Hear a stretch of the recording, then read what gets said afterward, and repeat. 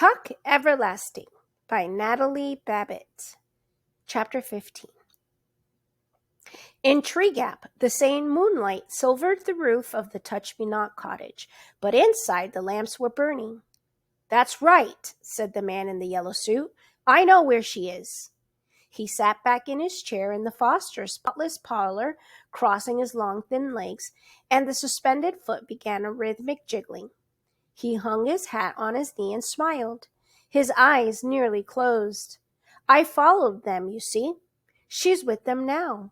As soon as I saw they'd arrive at their destination, I turned around and came directly back. I thought you'd be staying up. You've been looking for her all day, of course. It must be quite a worry." He lifted a hand then, ignoring their exclamations, and began to smooth the thin hairs of his beard.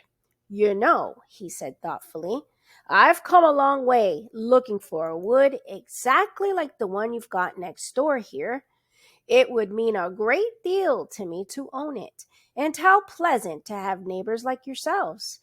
Now understand, I wouldn't cut down many of the trees. I'm no barbarian, you can see that. No, just a few. You wouldn't find it different at all, really." He gestured with his long, white fingers and smiled, his face crinkling pleasantly. "We'd be good friends, I think. Why, the little girl and I were friends already. It would be a great relief to see her safely home again, wouldn't it?" He clicked his tongue and frowned. "Dreadful thing. Kidnapping. Isn't it fortunate that I was a witness? Why, without me, you might never have heard a word. They're rough country people, the ones that took her. There's just no telling what illiterates like that might do." "Yes," he sighed, lifting his eyebrows and smiling again. "It looks as if I'm the only person in the whole world who knows where to find her." And then the man in the yellow suit sat forward. His long face took on a hard expression. "Now, I don't have to spell things out for people like yourselves. Some types one comes across can't seem to cut their way through any problem, and that does make things difficult. But you, I don't have to explain the situation to you. I've got what you want, and you've got what I want.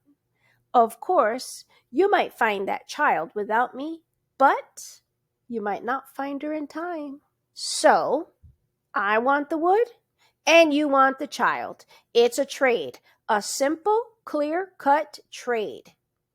He looked around at the three shocked faces, and as if he were seeing nothing there but calm agreement, he smiled delightedly and rubbed his hands together. "Done and done," he said. "I knew right away. I said to myself, now here is a group of intelligent, reasonable people.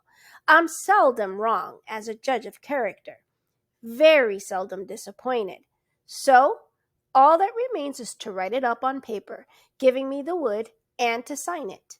It's best, don't you agree, to keep things legal and tidy?